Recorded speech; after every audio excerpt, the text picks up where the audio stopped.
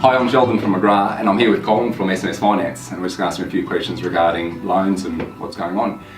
Colin, over the last couple of months there's been a bit of negative press around people getting loans and knockbacks and trying to get finance to do first home buyers and all that kind of stuff. Have you seen anything come past your desk? Yeah, look, there's been a lot of negative press in the papers lately regarding the Banking Royal Commission that's come out over the last 12 to 18 months, but we believe that the market's still strong, the banks are still strong, they're still lending money.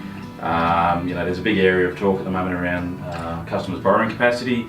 It's important to note that every bank's got a different level of borrowing capacity for each and every client scenario. So, the message in that is if you are told no by one particular bank, it doesn't mean no for the rest of the banks. And as I said sort of earlier in our piece, there's 40 odd banks on our panel. So our job is to canvass the market and really find out where your maximum borrowing capacity is going to be, what bank, what product, and then come back with a recommendation that suits. Yeah, the best bank that suits your needs and what the family's looking for. Yeah, correct. Fantastic. Exactly.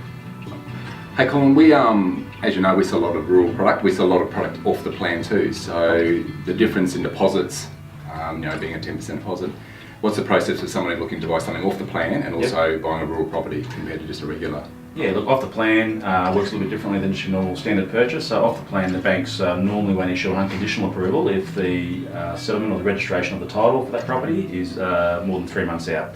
So in those type of scenarios, we would meet with the client, go through their scenario, get them to the point where they can be conditionally approved, subject to that final valuation, which is when the title is registered on that property.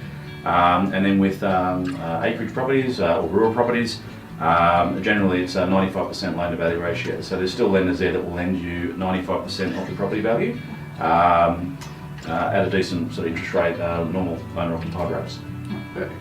Hey Colin, look, a lot of people are working towards getting a loan. So what's the process to start off? Like, what should they start looking at before they actually come and see you? Is there little tips and tricks they could work out to make the process a little bit easier and they're not chasing paperwork or items?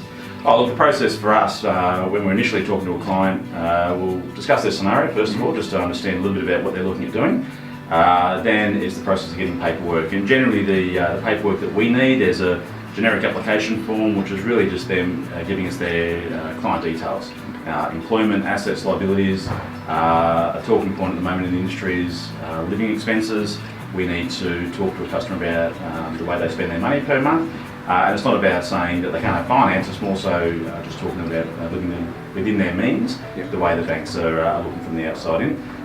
Verification of bank statements and other income supporting documents like pay slips, self-employed tax returns, and basically once we have that, we'll go through and recommend a bank that's going to be suitable, taking into account borrowing capacity. So there's a few things that they could do beforehand is tidy up the way they're living, to give themselves the best chance to make sure there's no spending offhand. Absolutely. Look, I mean, some of the categories that the banks look for with living costs are things like entertainment costs, food and groceries, housing bills like electricity bills, water bills, etc., education costs. So there's a whole lot of different categories that the banks are looking at. Our job is to go through and itemise those categories with an amount based on feedback that we receive from the client, but also going through bank statements. So that's part of our responsibility these days, is to talk to the clients about that living cost piece and ensure that it's right before we go to the bank. SMS Finance, a local business supporting local families on the coast. McGrath support them, they support us. Give them a try, test them out and see if they can help you out with your finances today.